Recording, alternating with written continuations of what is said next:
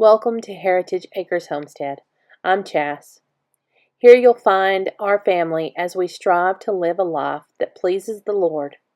We do our best to make the most out of what we've been given, so we'd like to invite you to come along and join us on our journey. Good morning, y'all, and welcome back to Heritage Acres Homestead. I am Chas, and I'm thankful that you're with me today. We are going to do something a little special this morning. I'm celebrating because I'm finally in one of my favorite times of the whole year, and that is window open, cool breeze, a little light sweater weather. I love this time of year. It brings me such joy to be able to have the windows open, hear the birds, hear the chickens, hear the goats. I love it. And with that, it makes me want to make all sorts of wonderful dishes and bake with my beloved sourdough starter. I love to bake with my sourdough all year long, but especially in the fall. And today we're going to bake something extremely delicious. Actually, we're not going to bake it. It's going to be fried. But we're going to make apple fritters with some of our sourdough included. So let's go over a little bit, just kind of the basics of sourdough, just so we can maybe cross some of those barriers that people get overwhelmed by. You can go and find loads and loads and loads of professional sourdough bakers out there that can tell you all sorts of exactness. That is not what you're going to find here. I am a very no-nonsense, just kind of go with it sourdough baker. I love to read and love to experiment with the science of it, but that's just not how I roll. I am more of a do it by feel, which I guess if you've been here, you know that that's kind of how I work anyways. And just kind of learn the groove, because I think if it becomes too hard, I'm not going to do it. If I have to think too much, because I have so many things on my plate, if I have to think too much about it, I just won't do it.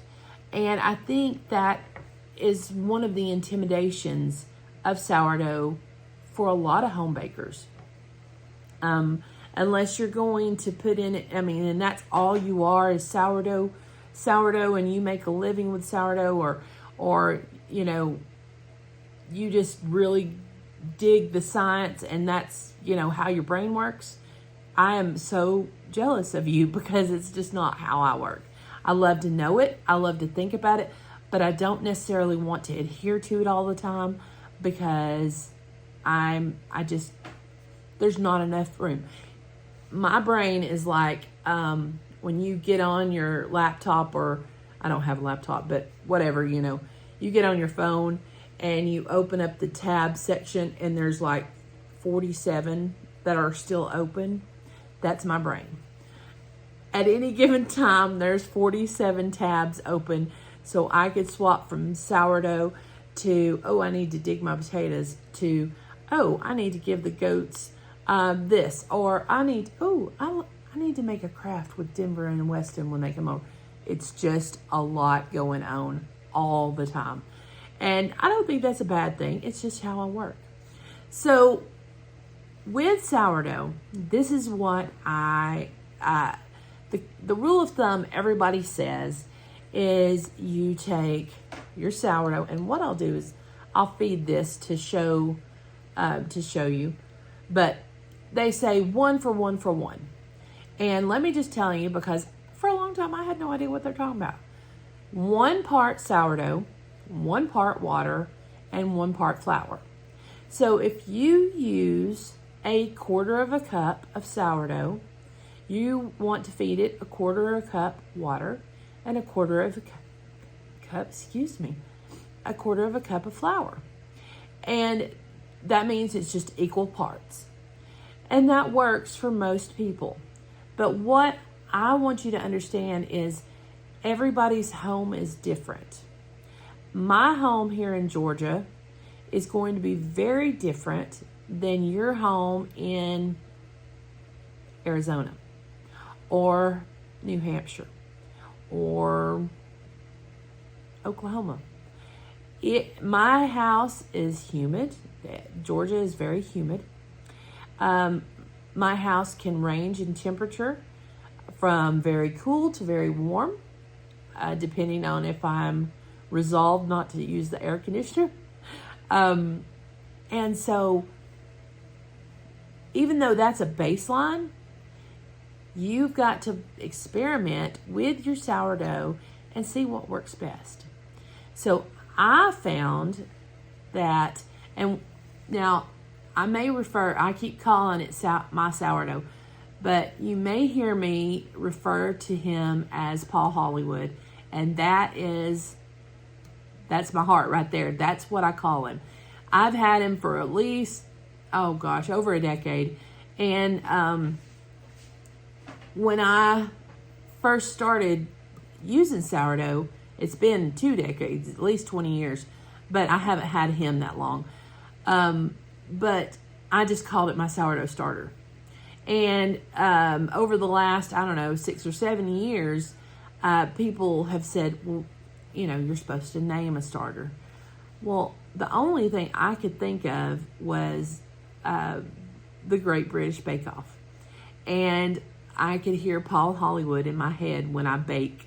And so now that's one of my favorite shows, even though I don't have Netflix anymore. I miss being able to watch it just to hear it in the background. But I really enjoy my Paul Hollywood sourdough starter. I think of him as like a little, angel on my shoulder, watching me and encouraging me while I bake. And so that's why I named my starter Paul Hollywood. And if you ever order a starter from me, you'll get a packet and it says Grandma Chasity or Mama Chasy's beloved sourdough starter, Paul Hollywood. And that's the whole name there because I really do love him. I care for him greatly because I would never want to be without him. I have some dehydrated as a backup. I have some discard in the fridge as a backup. Actually, 2 containers of discard just because I never want to be without him. And I also like to share him with you guys if you are interested in starting your sourdough journey. So what we're going to do is I've told you how kind of the premise of feeding your sourdough is and getting started.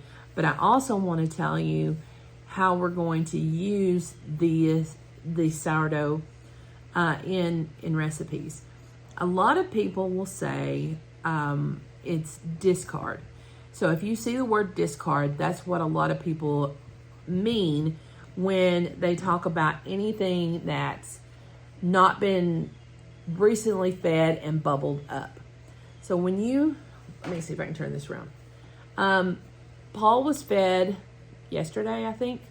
And if you can tell, he got up to about right there. And that was his peak. So he doubled in size. And then he dropped back down. So all the good bacteria started eating that flour and that water that I'd fed him with. And all those great gut healing properties of sourdough came up to about right here. And that was his peak. Now, if you were going to make bread or something like, that needed that really good rise, you would want to catch your sourdough before it hit peak or close. When it starts deflating back down, the rising agent of the sourdough is it's like a balloon.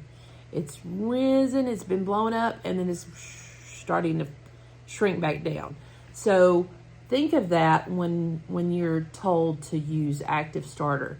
Active starter means it's been fed and it's up in a normal sense. That's what active starter means.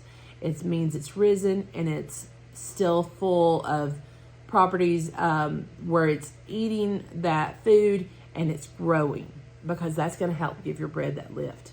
Now, if it is on its way back down, that's when you can use it as discard, or when you would use it as, hey, I'm going to pull some from it and feed it to make a levain, I think is how they call it.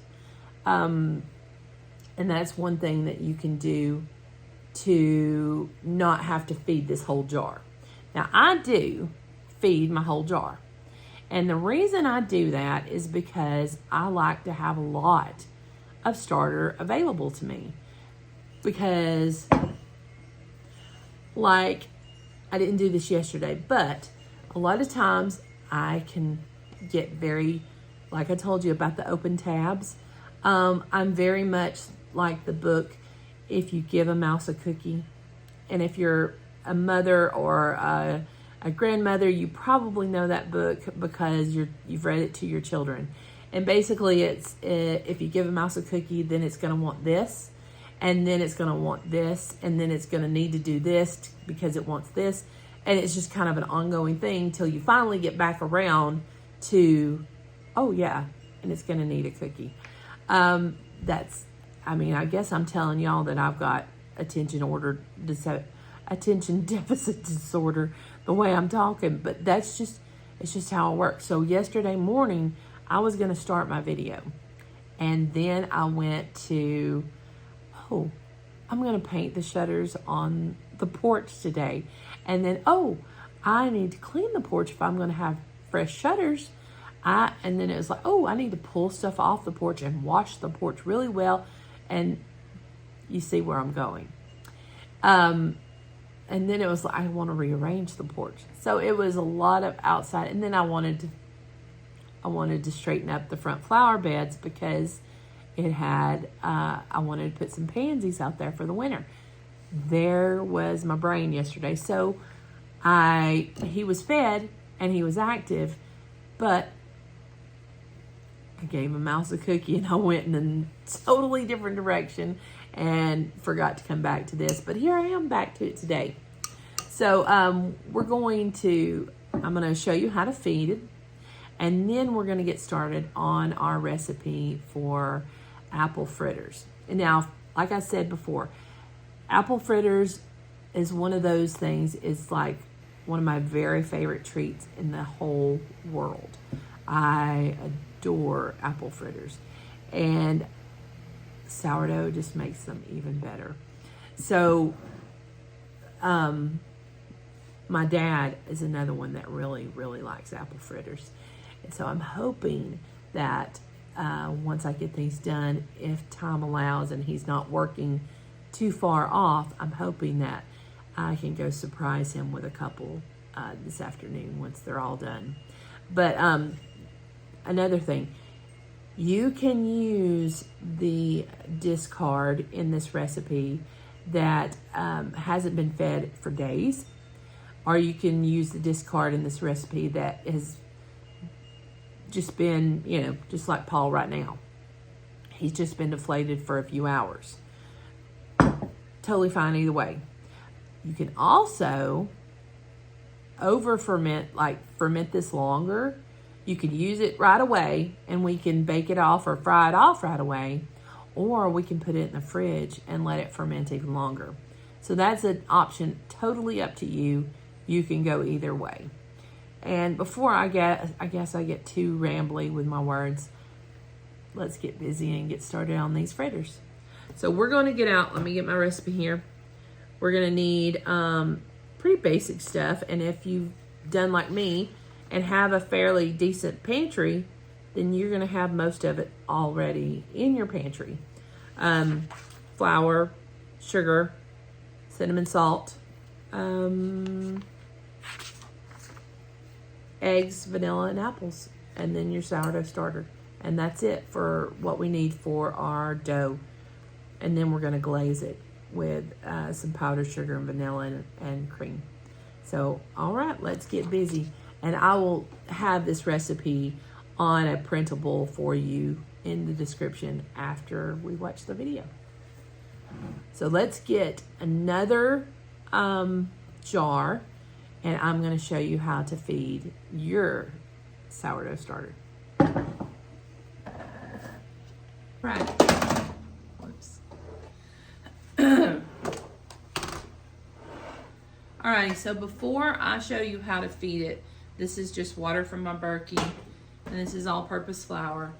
I'm going to get my scale out and put a bowl, tear the number, which means to make it go to 0, and go ahead and put in 200 grams of sourdough starter into my bowl for the fritters. And I'm doing this first because, like I said, we're using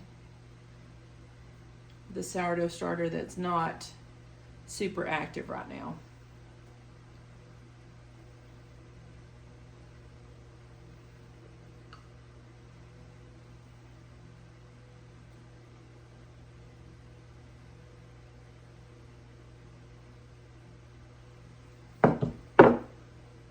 I went a little overboard. Let's fish a little out.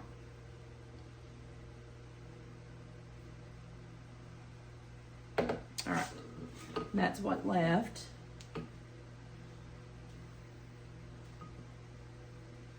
I'll turn this around so you can see it.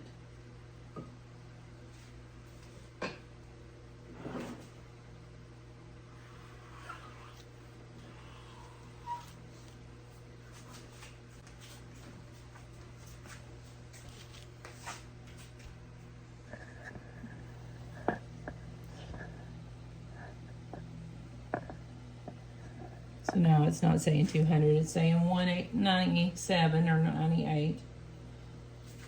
It's not got to be exact. I'm just doing it for y'all. I wouldn't worry about it if I was doing it for myself. All right, so there's 200. We're going to move this away. And the only reason I'm using a scale right now is because the recipe I have calls for weights, not for cups, for the sourdough discard apple fritters. That's the only reason. All right, so we've pulled some sourdough out of here, and like I said, I'm going to show you how you can feed just a little or you can feed it all.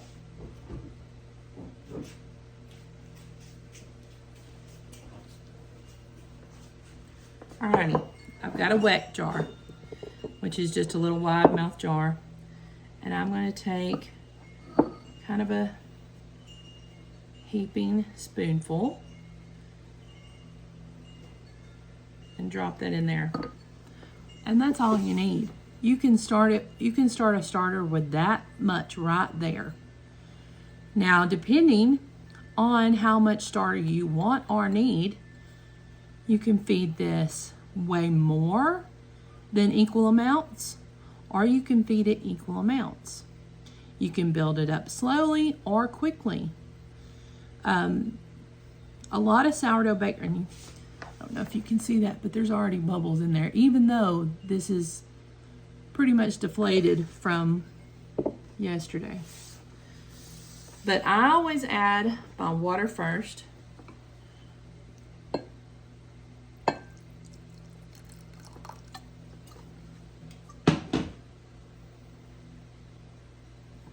Move this out of the way, and I mix the water in.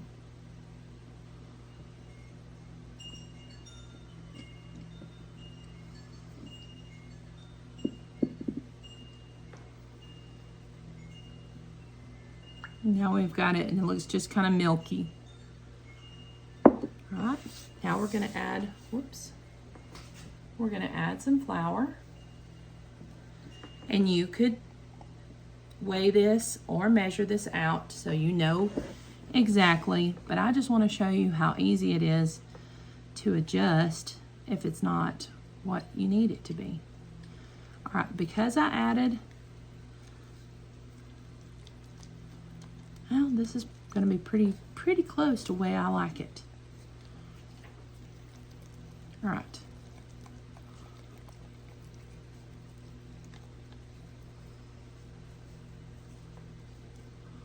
So I give it a good stir, get it good mixed. It doesn't have to be completely mixed, but I like it to where it's kindly thick like that. I don't like it runny.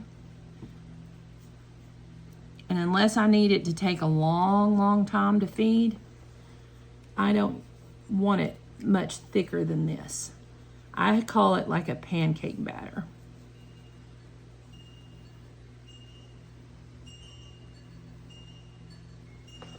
So there you go. That's fed. I'll set him over to the side and he can begin to rise. And if I get time, I'll show you how much he's risen throughout the day. So what I'm going to do, I'm going to try to clean the sides of this jar super well so you can see it when I take a video later. There we go. I'll put a lid or a cloth on it.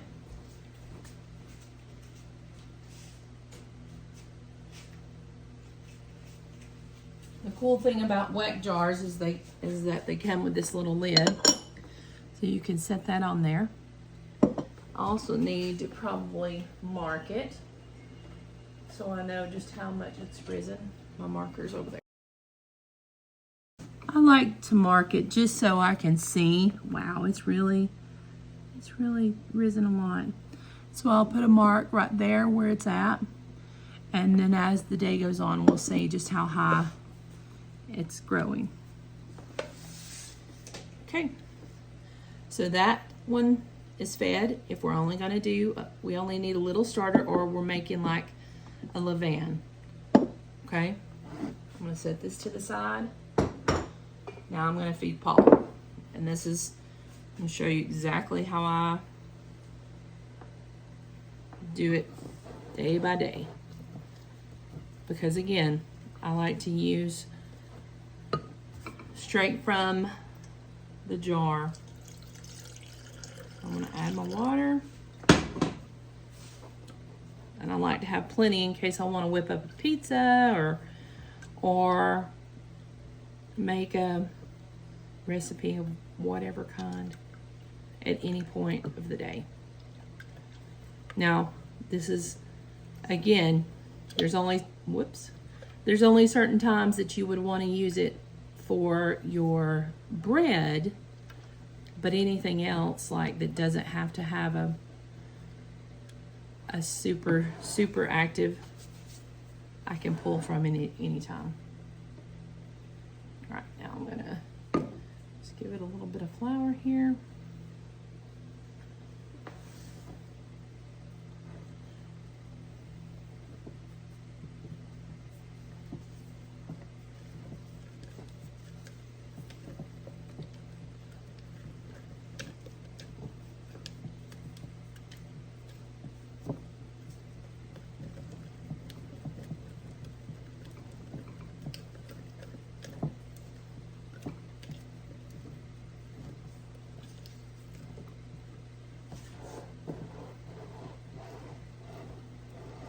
And this is another thing I do. I have 2 jars.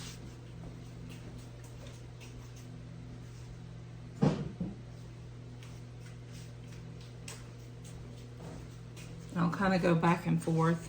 And once I get him fed, and I have a big jar for when I'm using a lot of starter. I'm just now kind of getting back into baking after the heat of summer. But so I've got this jar that's clean. I'm gonna go ahead and pour him into this.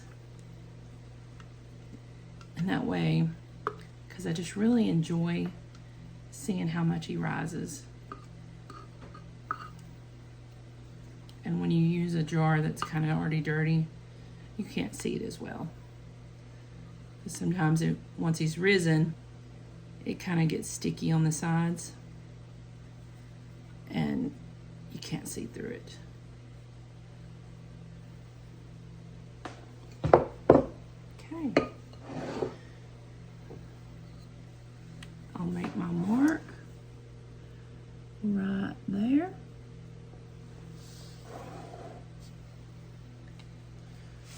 get my little cloth.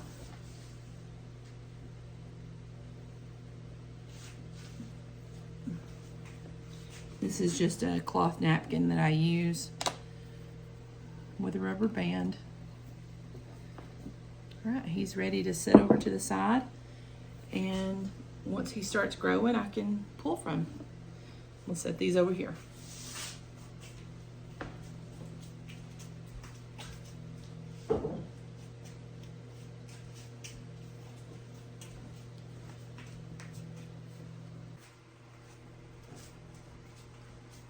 All right, so I've got my scale set again, and I've got another bowl because I'm going to add all the dry ingredients to this bowl.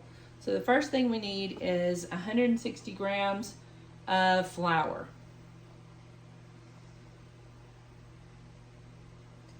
This doesn't make a huge batch. If everyone were home, because my kids are all gone in different directions right now, if everybody were home, I would probably at least double. All right, there's that. Then we need 5 grams of salt. Tear that back out.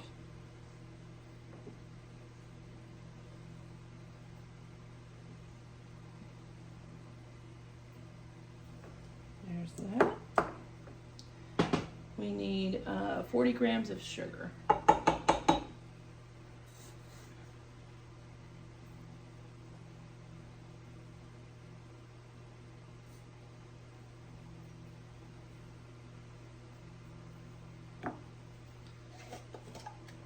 About a teaspoon of cinnamon,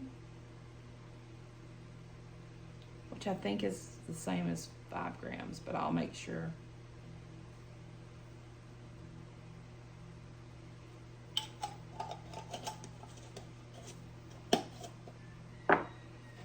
Just a pinch of cloves. Remember what I told you about cloves. They have that medicinal, I'm gonna do 2 pinches, that medicinalness to it where it can be numbing or bitter tasting. So I just love the aromatics to it. So I really like cloves, but if you don't like cloves, don't use it. And then 15 grams of baking powder. And what I'm going to do is I'm going to put a dust in there.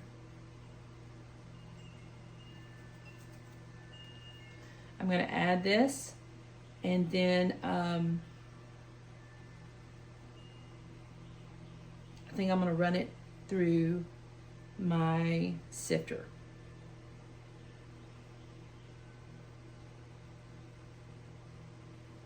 Before I put it all together into my discard.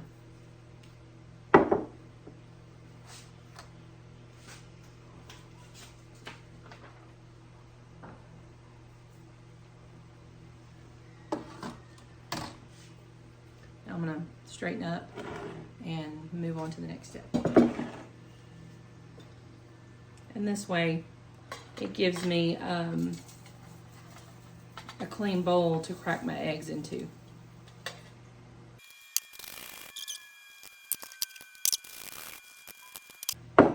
Two eggs.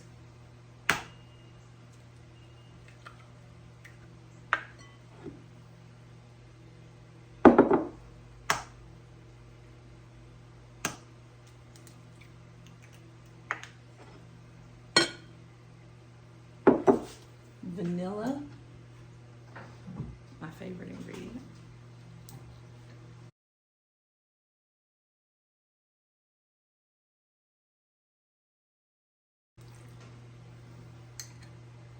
Yum. And now our apples. But I'm going to go ahead and clean up.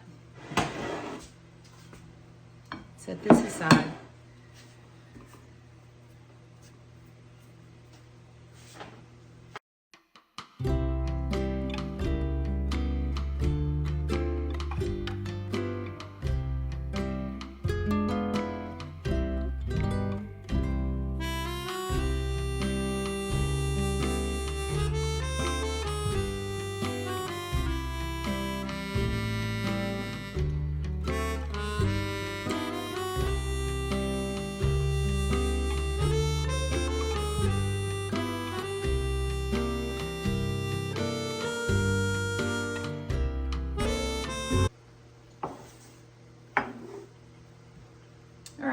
we've got our apples peeled.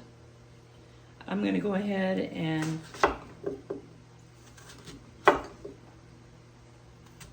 cut off these outer cheeks.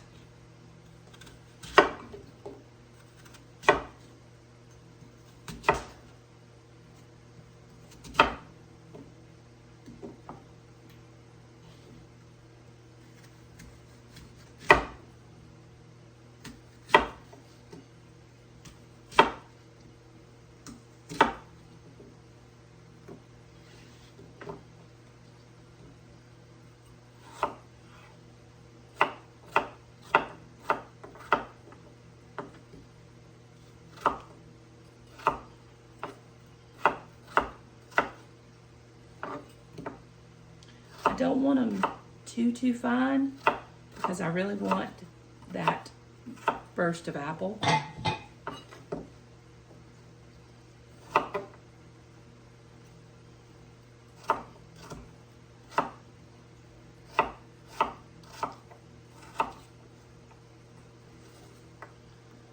See.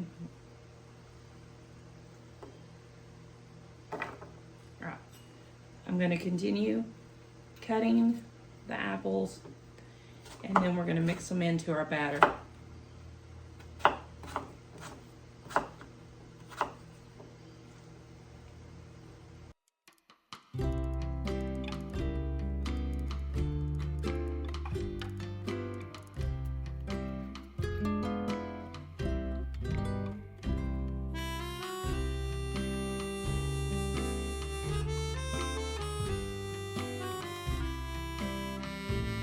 Okay, I have my grease heating up, and you can use whatever you like to fry in. I would suggest like lard or tallow, but you know, you do what you got to do.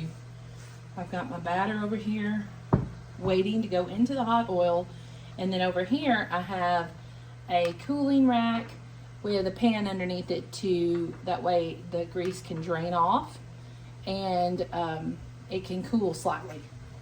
Or we're going to check the temperature of our fat now.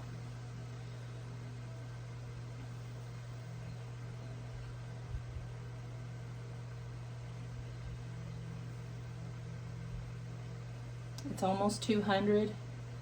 That's not hardly hot enough yet. So I've only got the pan filled about halfway. I'm not going to use like a big container of oil. I'm just going to kind of shallow fry them here. So I'm going to let that continue to get hot. We're right at 300. So while that's continuing to heat, we're going to go ahead and make our glaze. I probably should sift this powdered sugar. You know what? That's probably a good idea. Let me do that.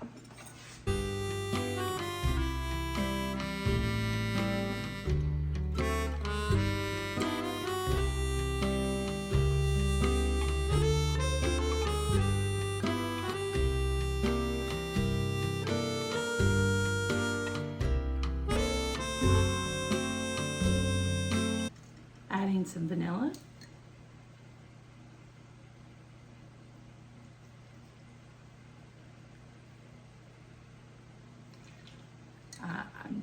I can't help myself. Now, just a little milk or cream or water. And mix that up. And you think, man, that's not very much milk per all that powdered sugar. But you can always add more milk. You could add more powdered sugar too, but anytime you're adding stuff like this, you want to just do a little at a time and then add more. We don't want the glaze too thick, but we want it to be enough that it's going to really coat those fritters. And I'm very glad I sifted, because I didn't want my glaze to be clumpy at all.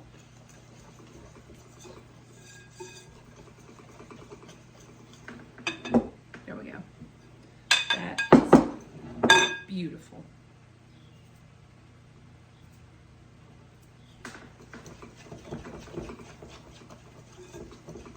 And if I see that I don't have enough, then I'll add more.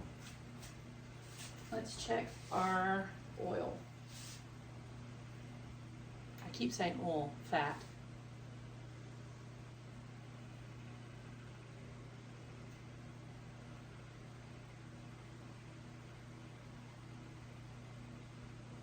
All right, we are right at 350. My cookie dough scoop. Straighten up as I go. Gently, I'm going to take a scoop of this batter.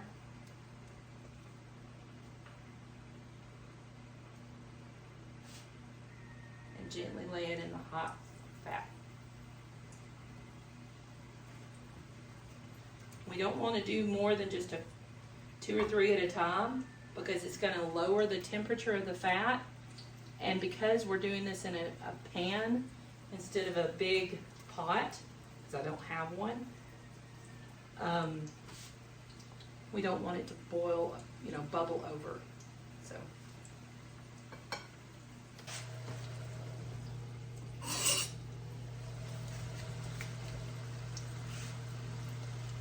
And we're just going to watch this. We don't want them to get overly done on the bottom, but we want to get them done enough.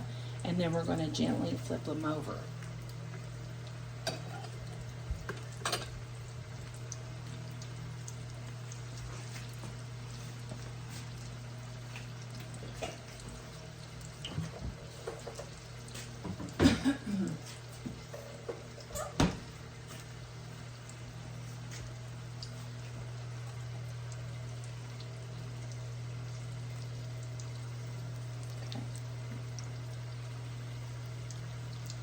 Gently flip them over.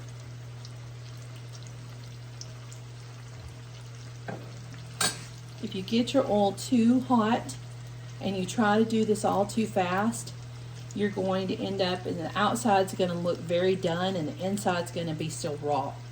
So we don't want that at all, because they are fairly thick little balls here, and we don't want them to be doughy inside.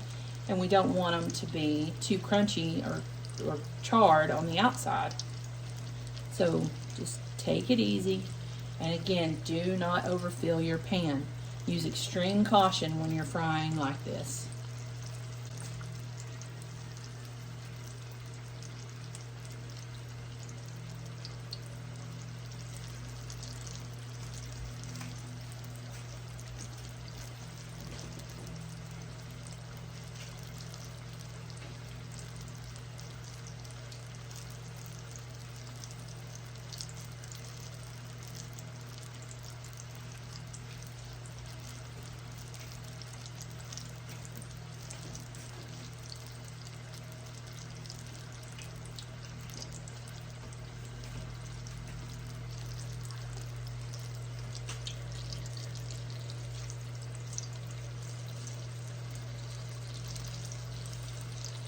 Flip them over just a little bit more, just to make sure that other side was done. And then we're going to go ahead and move these to the rack.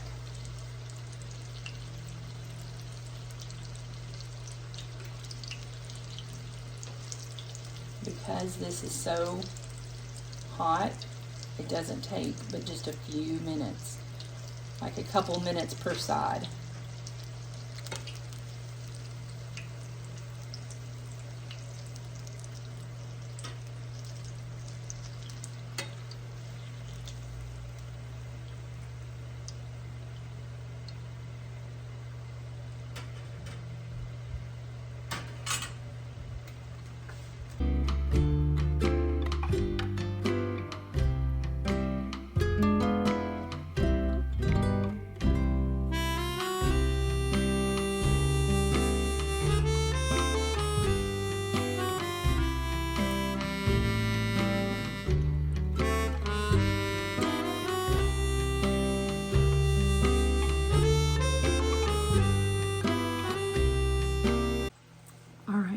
Quickly, I'm gonna cut this open and give it a taste.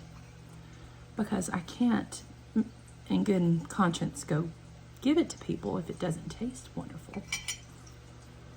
Right, look at the inside of that. It's beautiful and done.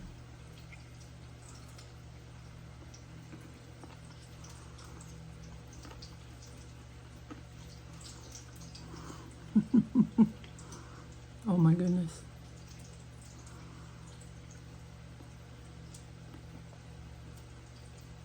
Yum. Y'all make these. Oh my gracious. The apples still have a little bit of a something to them, and they're not just mush. There's the spices in there. There's a little hint of sourdough. It's wonderful. I hope you make these.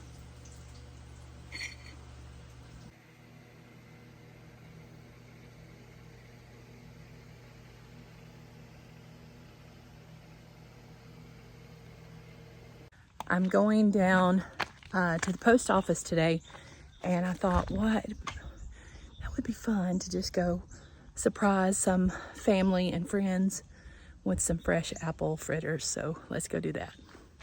All right. And get one of those sourdough apple fritters. That's good. You like it? Mm-hmm. Thank you.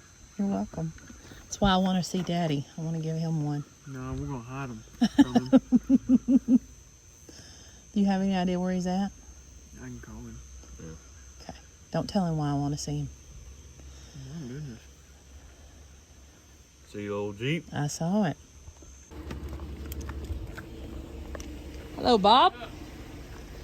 I brought you something. What's that? Oh, my word. Get you one. You get the small one. Sourdough apple fritters. Oh my gosh. Thank you. You're welcome. Oh. Oh, it's awesome. You're supposed to be filming me.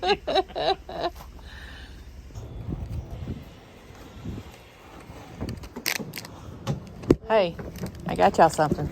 Oh no, what you got? Sourdough apple fritters. You better save one for Heather. Don't let Dusty see them. Eat them all.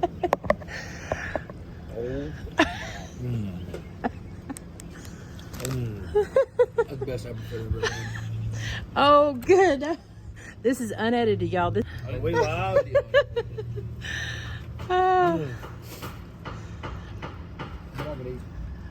Where's the rest of them? I've been going around giving them out. I was trying to find Daddy, but he's off the side of the mountain right now. All right, y'all, I just wanted to show you this. So when I fed Paul, I fed him thick like I normally do, but not super thick. And that's what he looks like several hours later.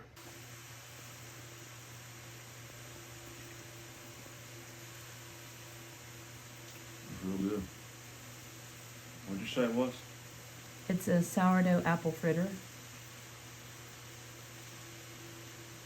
I can imagine it was awesome warm. Yeah. I like it a lot. Good. You should see the... You did real good. Thank you.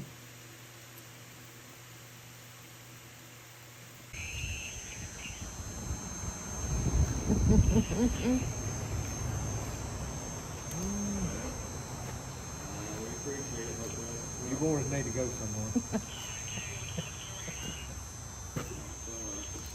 Thank you. Yeah, I got you. Move it, move it.